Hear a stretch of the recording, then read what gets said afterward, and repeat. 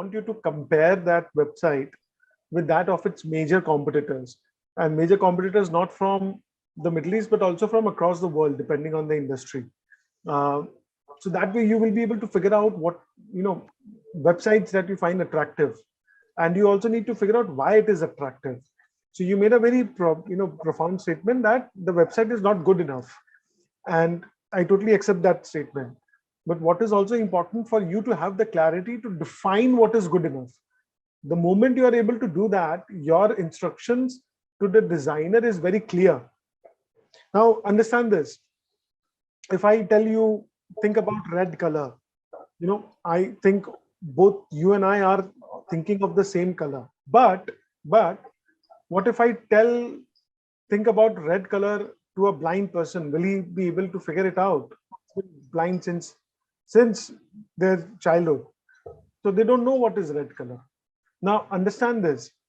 Colors, design, graphics, these are all very abstract, very subjective. Okay, it is difficult for people to understand the concepts of colors, the concepts of shapes and all that things. Point is that design in itself is very, very difficult and very abstract. Different people have got different notions. So you may look at my background and think that it's a great picture. I may look at my background and I'll think, no, it's a normal picture. What is great in it? So it is also very subjective. So you need to be very clear in your instructions, because you are basically conveying your thoughts, your feelings to the designer.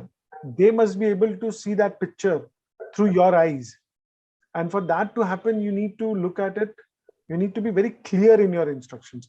You can't say, I need something very modern. What do you mean by modern? Modern can also mean abstract art. Modern can also mean minimalistic art. This is abstract. This is minimalistic.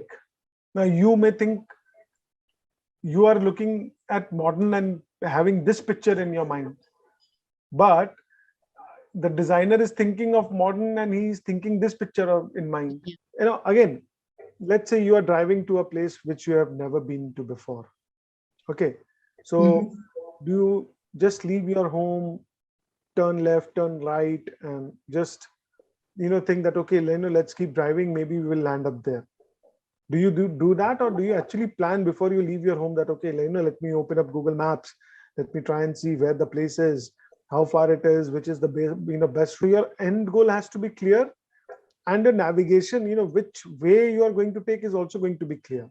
So that is something that you, as digital marketer, as someone who's managing campaigns, that is your goal, that is your responsibility.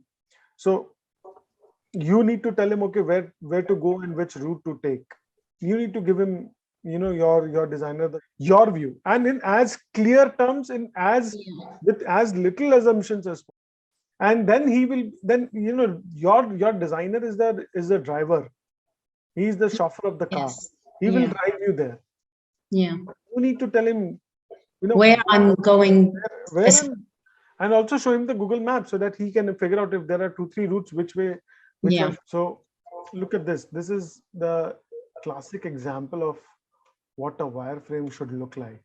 Look at the various aspects that you have, Dania.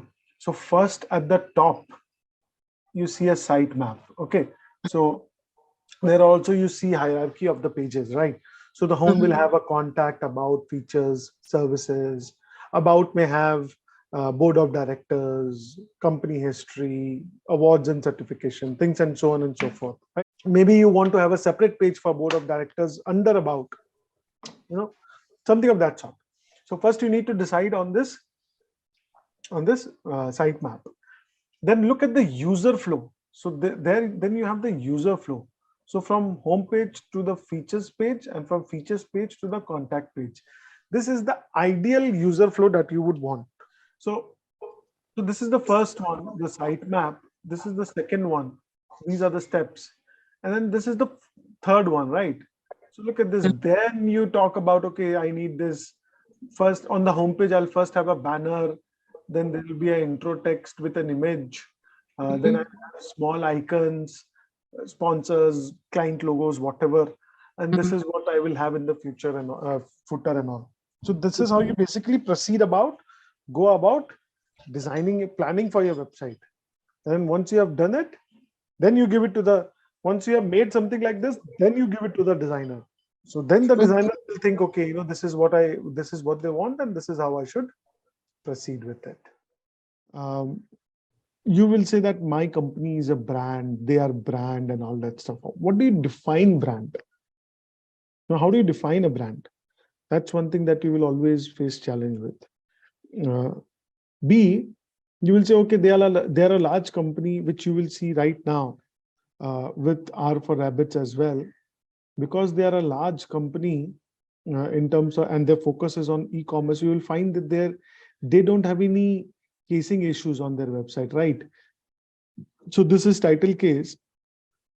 The next one that you come across is also going to be similar, right? So this is all again, this is again title case. So they're kind of switching between different casing and different fonts. So look at this, parents love. This is not bold, right? But if you look at this is bold. This is also bold, but this is not bold, right? Offers and discounts is not bold. Even here you will find and has got various varieties. So you have got A and D as well as you have got ampersand. So let's search for ampersand.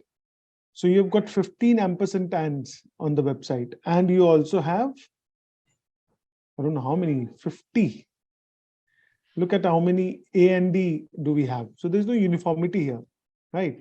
Now, if you compare that with an Amazon, you will always find that Amazon will never have this problem, right?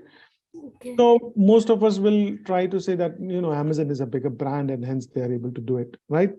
Am I right in saying that? Yeah. We'll think that, okay, because they are a large company, hence they have not made those mistakes. But the point is, they have not made those mistakes because they are a large company, or they are a large company because they did not make these mistakes, right? So the mindset always has to be on perfection. You'll always have to think as if you are a large company, right? Remember, large companies were also small at one point in time, but then how did they become large, right? It's precisely by focusing on things like this. And these are the things that you must be able to pick up, when you're looking at websites. So simple things, I'm pretty sure, again, that is why you are attending this session, is because you want to understand all these things, that ampersand and A and D, and they can't go hand in hand. You can't have a page which uses both, right? Ideally, you would want to use one. I'm sure you have never thought about casing first, right?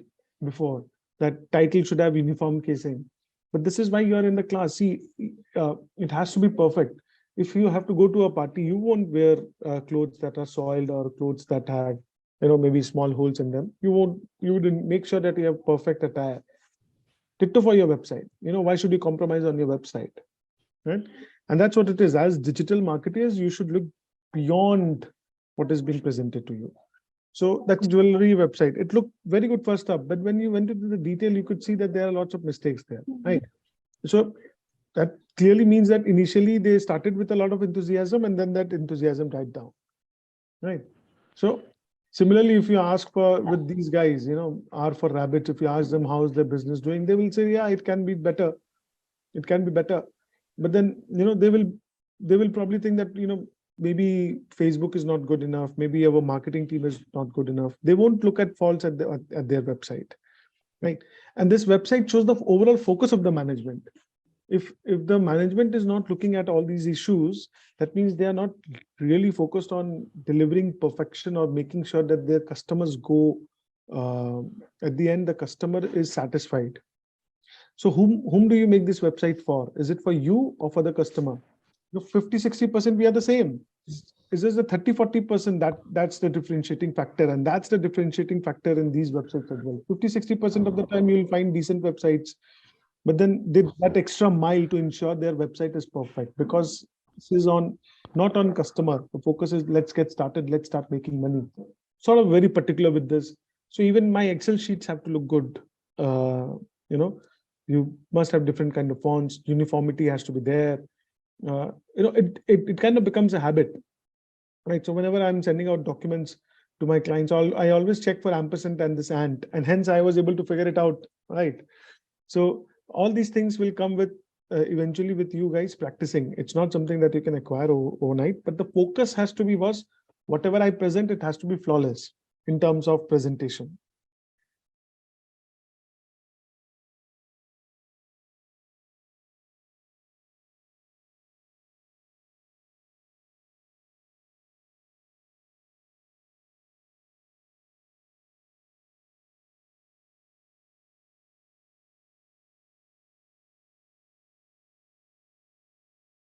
So my problem with all these points is, although they are correct, but what is it they are about?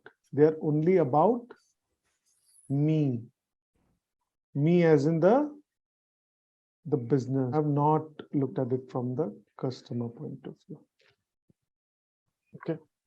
And hence this exercise, right, guys?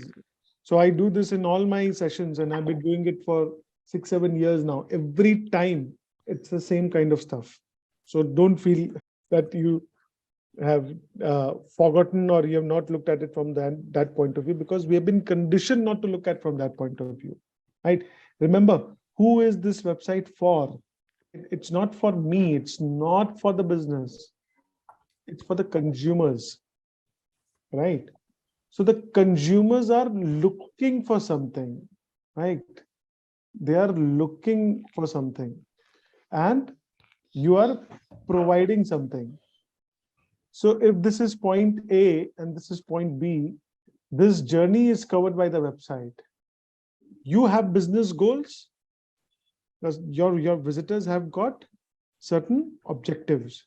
So if their objectives and your business goals can align, if they can become aligned, that's when you will have a successful website, and ultimately you will have more conversions, more sales, your communication will become more effective and all that stuff.